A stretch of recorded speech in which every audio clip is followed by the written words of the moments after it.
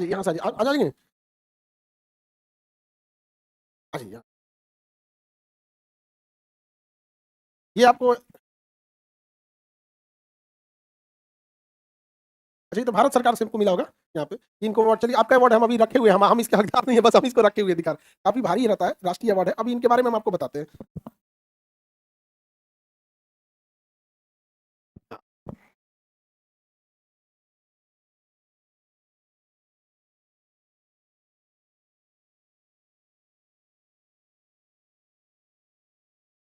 आप छपरा के रहने वाले हुए? ठीक। आप लोग में देखिए बाबू, बहुत सारे लोगों को अलग अलग स्ट्रगल होता होगा।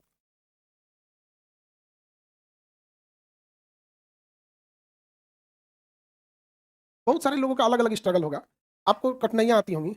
इनके पास आप देखिए पैर ही नहीं है, एक पैर नहीं है। और आप जरा सोच के देखिए, इन्हें नेशनल अवार्ड मिला इस बात को लेकर। कितने किलोमीटर की रेस थी आपकी? हाँ, और बताओ। और मैराथन कितने किलोमीटर का है? Half marathon 21 kilometre. 21 किलोमीटर का ये हाफ मैराथन दौड़ देते हैं, 21 किलोमीटर का, और उसी आधे पैर पे। और कंचनजंगा पर्वत चढ़ने के बाद, और किलिमंजारो आप गए थे ना, वहां पे आपको ऑक्सीजन का दिक्कत हो गया था। किलिमंजारो अभी जो कंचनजंगा पे गए थे। हाँ।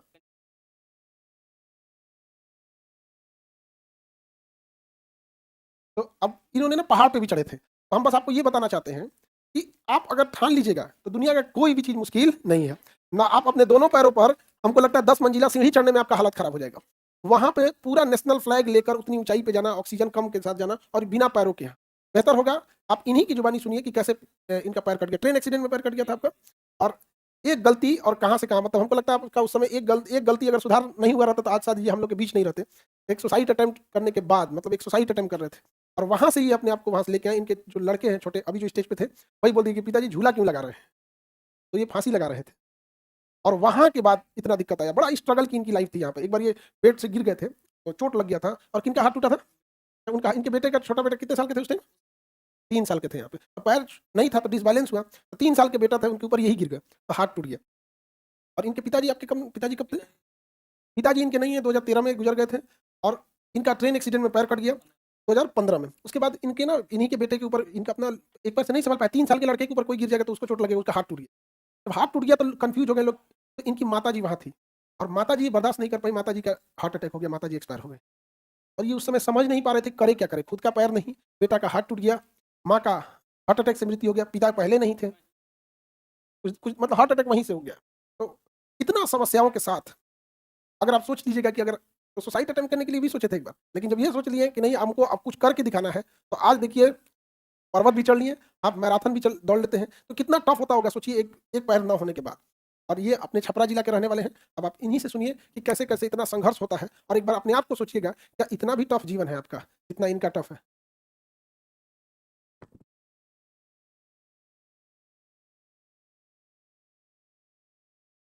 Thank you so much sir. यहाँ मौका, मतलब ये एक सपना था कि सर के साथ एक दिन स्टेज साझा करना है, और पूरा हुआ सपना। मतलब अगर खुली आंखों से सपने देखोगे तो पूरा होगा। मेरी जर्नी स्टार्ट होती है एक छोटा सा कमरा को चेंज करवाने को लेकर। जिस क्वार्टर में मैं रहता था, जिस घर में मैं रहता था, आए दिन छत टूट के मेरे बच्चों के ऊपर, मेरे ऊपर, और थोड़ा सा बारिश होने के बाद घुटने तक पानी। मतलब सब किसी को रिक्वेस्ट कर करके थक गया। मैंने बोला मैं अपने आप को इतना मजबूत बनाऊंगा, इतना आगे लेके जाऊंगा कि एक दिन खुद कंपनी बोले कि अब तुमको मैं ये सारी फैसिलिटीज देता हूँ। तो खैर वो चीज़ मेरे साथ नहीं हुआ। तो जब तक आपकी ज़रूरत नहीं होगी ना किसी चीज़ की, तो आप कभी आगे नहीं बढ़ सकते हो। और बहुत अच्छे छत्र छाया में आप हो, खान सर के यहाँ पे हो, आप हर कोई बहुत अच्छा अपने देश के लिए, अपने राज्य के लिए आगे जा सकता है। मेरी जर्नी स्टार्ट होती है 29 अक्टूबर 2015 को रनिंग ट्रेन से। रिजर्वेशन कंपार्टमेंट के दरवाजे पे गया मुंह धोने के लिए, और पानी गिरा हुआ था। पानी प्लेटफॉर्म पे बोगी के ही दरवाजे के सामने गिरा हुआ था। मैं बैलेंस नहीं कर पाया और हल्का सा जर्क आया, मैं बाहर गिर गया। जैसे ही गिरा, मैं गाड़ी का रोड को पकड़ के अपने आप को संभालने की कोशिश किया, तब तक प्लेटफॉर्म आया, और ट्रेन और प्लेटफॉर्म के बीच में, प्लेटफॉर्म में ही मेरा पैर रगड़ खाया और पूरा बुरी तरीके से क्षतिग्रस्त। फिर हॉस्पिटल में ले जाके पैर को काट के अलग कर दिया गया। जैसे तैसे ज़िंदगी संभाल ही रही थी। हॉस्पिटल से घर आया। घर आने के बाद तरह तरह के लोगों की बातें, आस पड़ोस के लोगों की बातें, अरे इसको मर जाना चाहिए, इसको खिलाएगा कौन, इसको देखेगा कौन, इसकी वाइफ छोड़ के चली जाएगी, इसकी बूढ़ी माँ है। बहुत सारी परेशानियाँ, प्रॉब्लम्स थी। मेरे घर में नहीं थी, आसपास के घरों में थी। मैं इग्नोर करते गया, सुनते गया। लेकिन कहते हैं ना कि जो चीज़ सुनोगे वो चीज़ होगा। एक शाम रात्रि का खाना कंप्लीट कर चुके थे। मेरी वाइफ बोली कि थोड़ा सा बिस्तर से उठ जाइए, मैं बिस्तर को ठीक कर दूँ। मेरे बच्चे नीचे खेल रहे थे, और मेरे शरीर में उतनी ताकत थी नहीं, क्योंकि सारा ब्लड निकल चुका था। मैं जैसे तैसे, इस पैर में सिर्फ 4 उँगलियाँ हैं, अंगूठा नहीं है, और 4 में सिर्फ 3 ही काम करती है और एक ऐसे स्टेट है, उसका कुछ मूवमेंट नहीं है। इस वजह से मैं बिना बैसाखी के, बिना सपोर्ट के कहीं खड़ा नहीं हो पाता हूँ और बैलेंस नहीं कर पाया और अपने बेटे के हाथ पे गिर गया। हाथ पूरा बीचों से टूट गया। सामने मेरी माँ बैठी थी, माँ मेरे को देख रही है, मैं बेटे को देख रहा हूँ, वाइफ सबको देख रही है। कोई किसी को मतलब सपोर्ट करने की ज़रूरत मतलब सोच ही नहीं रहा है। उस समय लगा कि सच में मैं बोझ बन चुका हूँ अपने परिवार के लिए, अपने लिए, अपने बच्चों के लिए। मुझे नहीं जीना चाहिए, पास-पड़ोस वाले सब सही कहते हैं। और उसी दिन अपने आप अंदर संकल्प लिया कि मैं बहुत जल्दी, जो कि किसी को नहीं करना चाहिए। और एक टाइम ऐसा आता है कि 4-5 दिन बाद मेरी वाइफ़ बोली कि मैं सब्ज़ी लेने जाती हूँ, आप अपना ख़्याल रखना। और उस दिन दोस्तों की मदद से माँ को और बेटे को हॉस्पिटलाइज़ करवा दिया। सब लोग ठीक होके आ गए। वाइफ़ बोली कि सब्ज़ी लेने जाती हूँ और माँ बच्चों को लेके ग्राउंड में गई है, आप अपना ध्यान रखें। मुझे लगा कि यही एक टाइम है, घर खाली है, मैं अपने आप को मुक्ति दे देता हूँ। और घर में पड़ी एक लाइलॉन की रस्सी जुगाड़ की और हैंगिंग किया। तो जैसे ही गर्दन में लगा के स्टेप आगे बढ़ाया, तब तक मेरा बेटा हाथ में प्लास्टर लिए खड़ा था। उसके मुँह से पता नहीं वो शब्द कैसे निकले कि पापा झूला क्यों लगा रहे हैं? हम लोग घर में छोटी-मोटी चॉकलेट, मिठाई कुछ भी चोरियाँ करते रहते हैं बचपना में। कोई सामने पड़ जाता है तो सहम सा जाते हैं, डर सा जाते हैं। वैसे ही मेरे साथ हुआ, मेरा बेटा जब क्वेश्चन किया, मैं सकपका सा गया, डर सा गया। संग-संग अपनी रस्सी को लूज़ किया और उसे पकड़ के रोने लगा। क्योंकि एक पिता का ना होना, मैं इसी तरीके से जानता था। 2013 में मेरे पिता को कैंसर से डेथ हो गया था। 2015 में मेरा पैर कट जाना, 2012 में मेरी दीदी के हस्बैंड का ठंड लगने से एक्सपायर हो जाना। तो इन सभी लोगों को मैं देखता था नज़दीक से और वो कमियाँ सोचा और उसी समय डिसाइड किया कि वही चीज़ जो मैं दर्द फ़ील कर रहा हूँ, जो मेरी माँ कर रही है, मेरी जो दीदी कर रही है, जो मेरे भांजे कर रहे हैं, वही चीज़ मैं अपनी पत्नी और अपने बेटे को देने जा रहा हूँ।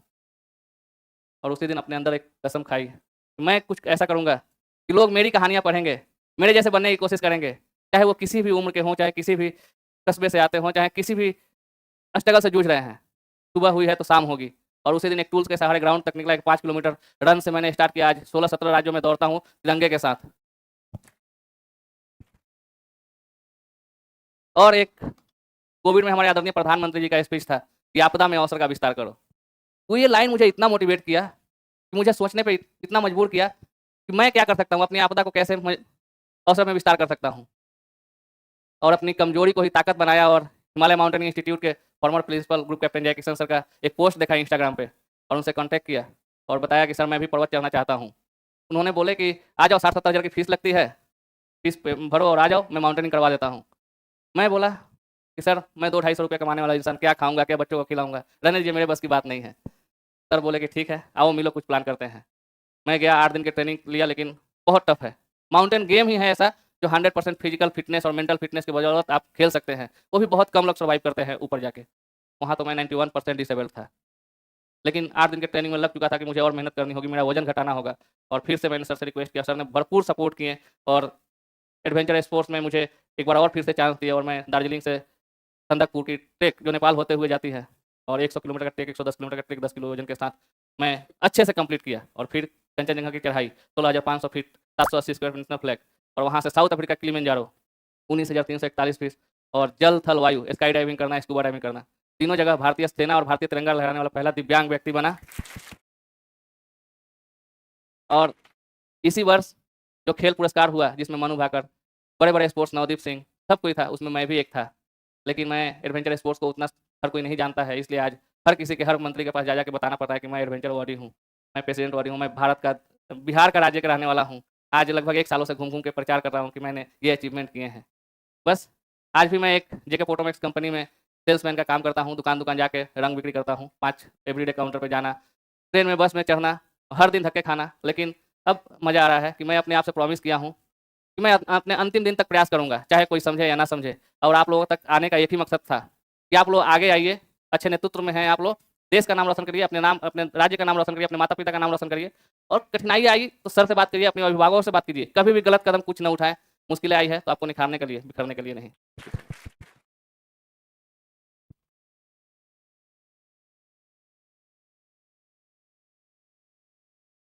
आपके इस हौसले को देखकर दिल से सैल्यूट करते हैं हम आपको, दिल से एकदम यहाँ पर। मतलब ऐसा बड़ा, मतलब कहते हैं ना कि जीवन में कभी आपको जब कठिनाइयाँ आने लगे, अब कई बार हम आपको, बच्चों को भी हम देखते हैं, हम आपको समझाते हैं कि आपके सामने जो चैलेंज है, तो आप किसी और को देखेंगे तो आपको अपना मुसीबत छोटा लगने लगेगा। कितना कठिन दौर रहा होगा, सोचिए। और एक बार आपके साथ निभाने वाली उन धर्मपत्नी का भी बहुत दिल से धन्यवाद, जो इस कठिन परिस्थिति में भी साथ नहीं छोड़ी। कई बार क्या होता है कि हम किसी के गलत चीज़ों को तो दिखा देते हैं, लेकिन किसी के त्याग को नहीं देख पाते हैं। सबको राम जी का बनवास दिखता है, लेकिन उर्मिला माता का नहीं दिखता है। वो भी लक्ष्मण जी जब गए थे तो घर पे एक बनवास ही काट रही थी। तो ये दुनिया का कभी उसूल है कि कभी कई बार नहीं दिखता है। और आप जो झंडा लेके चले थे वो कितने केजी का था? 80 केजी का था। हाँ, हाँ।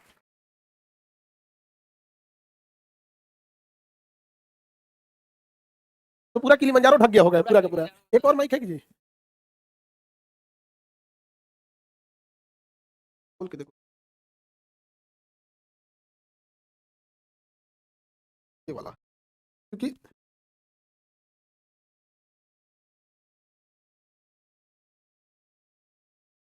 ये जेब में डाल दीजिए। आप भी टीचर। समाज देखिए, जीवन जितना आपको सिखाएगा बड़ा मुश्किल से होता है। कभी कभी मुसीबत आती है ना, जैसे ये बताए ना, पिताजी का डेथ हो गया, इनका पैर का एक्सीडेंट हो गया, ये 3 साल के अपने बच्चे के ऊपर गिर गया, उसका हाथ टूट गया। इनके माता जी का कुछ दिन बाद उसी सदमे से हार्ट अटैक हो गया। बहन के जो हस्बैंड थे उनको ठंड लगने से डेथ हो गई। तो एक साथ जब मुसीबत आता है ना, तो ऐसा लगता है कि ऊपर वाला कोई दुश्मनी निकाल रहा है, अजीब सा लगेगा आपको। याद रखिएगा कि जब पतझड़ आता है ना, पूरा जंगल वीरान हो जाता है। ऐसा लगता है यहाँ कुछ था ही नहीं। प्रकृति ऐसे करती है, जब पतझड़ के मौसम में जैसे उजाड़ दिया उसने हंसते खेलते एक जंगल को, लेकिन उस पतझड़ के बाद फिर एक सावन आता है और फिर से जंगल वैसे ही लहलहा उठता है। इसलिए आप लोग भी कभी संघर्ष होगा तो हारिएगा नहीं। यहाँ पर बहुत सारे हीरो हैं इस समाज में यहाँ पे। और जिन लड़के जो आपके बालक थे जिनके ऊपर आप गिर गए थे, वो कौन? यही है? ये आज आज आज आप भी आजिए।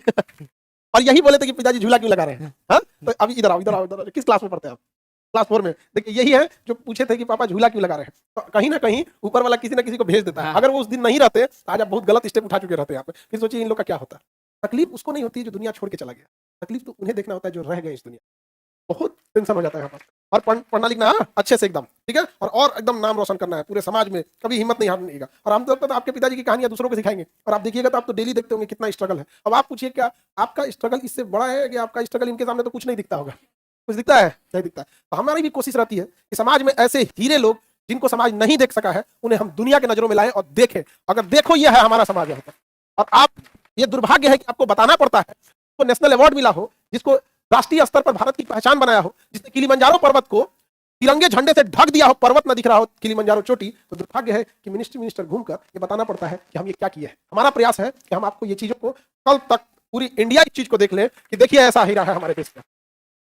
और ये प्रेरणा बने सबके लिए कि जीवन कई बार आपको बहुत सता देता है, हार मान जाइएगा तो फिर आप किसी मैदान की कोई लड़ाई नहीं जीत पाइएगा। और ये हकीकत है कि जितना टफ जीवन है, यहाँ बहुत सारे लोग हार मान जाते हैं। लेकिन सोचिए, दौड़ना, और हकीकत है कि पर्वतारोही होना सबसे ज्यादा फिजिकल स्ट्रांग है, तभी आप पहाड़ चढ़ जाइएगा। ये तो रूल है उसका। पहाड़ चढ़ने वाले को पहले अच्छी साइकिलिंग आनी चाहिए ताकि उसकी स्टेमिना बन सके। बहुत टफ होता है पहाड़ चढ़ना। ऊपर जाइएगा ना, ऑक्सीजन नहीं रहेगा, ठंड इतना रहेगा, दिमाग कॉन्शियसनेस काम करना छोड़ देता है। आप गाड़ी में बैठ के केवल पहाड़ पे चढ़िएगा ना, आपको वोमिटिंग टाइप करने लगे। जिसको वोमिटिंग नहीं भी आता है ना, तो उसको ऊपर जाएगा ना तो उसको वोमिटिंग टाइप करने लगा, सर दर्द होने लगे, क्योंकि हाइट उतना ज्यादा होता है। आप समझ रहे हैं 20,000 फीट की हाइट क्या होती है? ये 10-12 हजार फीट की ऊंचाई में हेलीकॉप्टर उड़ता है। 30,000 फीट के ऊपर पे जहाज उड़ते हैं, और 20-22 हजार होना मतलब जहाज के इक्विवेलेंट। समझा गया? जो छोटी जहाज होती है 20,000 फीट पे उड़ते हैं, बादल के ऊपर है आप 20,000 फीट पे। वहां क्या क्लाइमेट होगा? और सबसे बड़ा एक डर होता होगा कि एक पैर है, और अगर कहीं ये जो फिसला, क्योंकि नेचुरल बनावट जो होती है वो बहुत। अगर नॉर्मल इंसान माउंटेन में चढ़ता है तो उसे क्या है, पीठ पे बैग है, उसके दोनों हाथ दोनों पैर फ्री है। अगर वो फॉल होता है तो अपने हाथ के बल अपने फेस को बता लेगा। लेकिन मेरे केस में क्या था, अगर स्टेप ऐसे रखना है तो पहले फ्यू सेकंड में मेरे को डिसाइड करना है कि कौन सा पत्थर लूज है और कौन सा पत्थर स्ट्रांग है जो मेरा वेट कैरी करेगा। मेरे खुद के वेट को लेके ऐसे स्टेप बढ़ाना, और फिर से मतलब उतना ही सेकंड में फिर से आगे जाना। और अगर मैं फॉल हुआ तो वहाँ कोई मेरी टीम मुझे सपोर्ट नहीं करेगी, क्योंकि मैं गिरा तो सीधा सर फटेगा, और सर फटने का मतलब है कि वहाँ कोई हॉस्पिटलाइज नहीं। वहाँ से आपको रेस्क्यू करके हॉस्पिटल में हेलीकॉप्टर से उठा के लाया जाएगा, या फिर कंधे पे उठा के लाया जाएगा। और अभी सर बताया तो मुझे एक और चीज़ याद आई कि जब हॉस्पिटल से घर आ रहा था तो मंदिर, रास्ते में एक मंदिर पड़ा। मैं भगवान से क्वेश्चन किया, क्या भगवान, 125 करोड़ में मैं ही मिला था जिसको तुमने पैर ही ले लिया। लेकिन जब किलिमंजारो और जब प्रेसिडेंट और शून्य से शिखर तक पहुंचा, क्योंकि शून्य इसलिए बोल रहा हूँ कि पैर कट जाना चलती उम्र में, एक 28-29 साल की उम्र में आपको फिर से बोला जाए कि एक पैर को बैंड करो या काट दो और चलो, दौड़ो, भागो, पहाड़ चढ़ो, देश का नाम रोशन करो, शायद ही कोई है जो करेगा। और आज उसी भगवान के पास जाके बोलता हूँ कि 125 करोड़ से 150 करोड़ में मुझे चुनने के लिए आपका बहुत बहुत शुक्रिया। जब ये पहाड़ पे जाते हैं तो पहाड़ का सबसे खराब सच्चाई क्या है? वहाँ जब आप बहुत हाई माउंटेन पे जाएंगे ना, तो वहाँ कोई दुकान या कोई सड़क इस तरह का लैंडमार्क नहीं रहता कि किधर से दाहिने मुड़ना है बाएं मुड़ना है, और ना वहाँ कोई बताने वाला है। तो जैसे जैसे ऊंचाई पे जाएंगे तो आपसे पहले कोई 1990, 95, 2005 में जो ग्रुप गया होगा उसमें से कोई डेथ कर गया, वहाँ आज भी डेड बॉडी रखी हुई है। और डेड बॉडी का जूता किस कलर का है? कई बार लैंडमार्क ये होता है कि वो डेड बॉडी, रेड जूता वाले डेड बॉडी से राइट मुड़ना है, ब्लू जूता वाला जो डेड बॉडी पड़ा है वहाँ पे। सोचिए जब हम जा रहे होंगे कि किसी का डेड बॉडी का मार्क करते हुए, और इस हालत में, तो कितना टफ रहा होगा। आप लोग भी इनसे सीखिए और हम लोग की कोशिश है कि पूरी दुनिया आपको देखे। और ये आपने बहुत मतलब एक मिसाल कायम कर दिया उन लोगों के लिए। और अगर लोग नहीं जान रहे हैं तो दुर्भाग्य है, लेकिन हम लोग की जिम्मेदारी है, हम उसको भी बताएंगे ये बात जो कान का बहरा है, और उसको भी बात सुनना होगा यहाँ पर। भले एक दिन के लिए कान ठीक करा के और सुनो कि संघर्ष क्या होता है। नहीं आंख से दिखता है तो देखो कि संघर्ष क्या होता है और कितना तकलीफ होता है। और वहां पे तो या तो आप हार मान जाइए या तो फिर बदल दीजिए आप। लेकिन अगर रुके रहेंगे तो कुछ नहीं हो सकता है। आज अगर ये घर बैठे रहते तो शायद यहाँ नहीं आते हैं। आज 17 जनवरी 2025 को मुझे प्रेसिडेंट हाउस में ये पुरस्कार, भारत का मैं पहला दिव्यांग पुरुष हूँ, मेरे आगे अरुणिमा सिन्हा थी, और पुरुष दिव्यांग पुरुष हूँ जिसको लैंड एडवेंचर से सम्मानित किया गया है।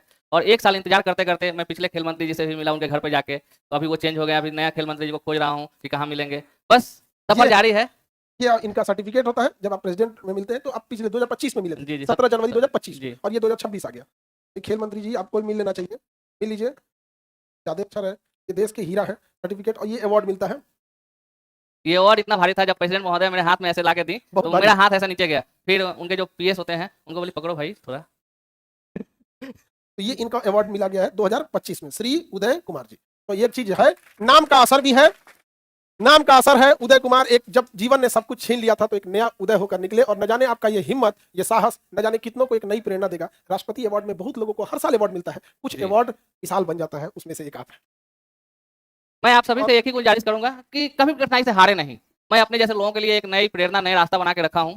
वहां पे आप हर जो करना है दिल खोल के करें। मैं जब दौड़ा तो दौड़ा, जब पहाड़ चढ़ा तो पहाड़ चढ़ा, अब जब भाग रहा हूँ सबके पीछे तो अब भागूंगा। आप एकदम सच में मिसाल है, और इनका भी बहुत धन्यवाद कि भाई यही वो आदमी, यही वो मेरे लड़का लाइफ है। में 2-3 लोग हैं जो मतलब मेरे को इतना दूर पहुंचाए। ग्रुप कैप्टन जयकिशन सर का सपोर्ट अगर आज भी नहीं होता तो शायद इतना बड़ा अचीवमेंट नहीं होता। मेरी वाइफ, मेरे बच्चे, मेरी दीदी, सबका, आसपास के लोगों का, दोस्तों का, हर किसी का बहुत सपोर्ट है, तभी मैं कर पा रहा हूँ। हम लोग का भी पूरा सपोर्ट रहेगा। और ये आपसे हमें बड़ा उम्मीद है कि एक दिन जैसे यहाँ पिताजी स्टेज पे आए थे, एक दिन अच्छा कामयाब होकर आपको भी इस स्टेज पे आना, ठीक है। आप पढ़ाई करेंगे। कहाँ हाथ टूटा था आपका? अच्छा, ये वाला फ्रैक्चर हो गया था। हाँ, चलिए ठीक है, इसको रखिए यहाँ पे। अब आपको कलम से लेके और आगे तक आके बढ़ना, समझ आया कि नहीं आया? और देखिए लाइफ में कई बार ऐसे होते हैं, कहा जाता है अंधेरे में एक जुगनू काफी है रास्ता दिखाने के लिए, बस चलने का हौसला होना चाहिए। एक छोटा बच्चा था क्या, अच्छा उस समय एज कितनी रही होगी इनकी? 3 साल। 3 साल रही होगी। बस 3 साल में पूरा बदल दिया इस लड़के ने यार। तो एक छोटा सा जुगनू कितना ही रोशनी कर सकता है। तो वही होता है, बस आपके अंदर जुनून होना चाहिए। अगर ये हिम्मत हारते तो ये चीजें नहीं हो पाती। एक इनके साथ हम फोटो लेते हैं, एक फोटो लेने हम ही ले लेते हैं, आपको भेज देते हैं। हाँ जी, आप भी आइए। आगे।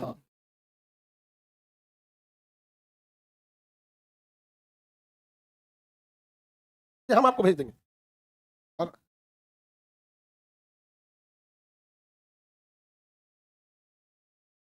केजीएफ परिवार से आपको, और ऐसे ही आप प्रेरणा बने रहे, और समाज में जहां भी हो, जब कोई हिम्मत हारे तो हमें लगता है एक बार वो देखे कि जैसे उदय कुमार जी ने अपना एक नया उदय किया था, वैसे हर अंधेरे के बाद एक नया उदय होता है, तो पूरी दुनिया देखती है। Thank you so much. बहुत बहुत आपका आभार, और हमेशा आपके इस हिम्मत को हम सैल्यूट करते हैं। बहुत खुशी हुआ, और आपको देख के हम लोग मोटिवेट होते हैं। Thank you.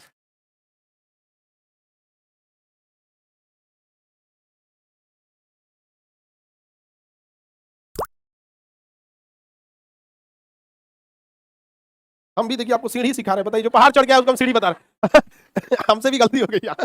ठीक, हाँ हाँ।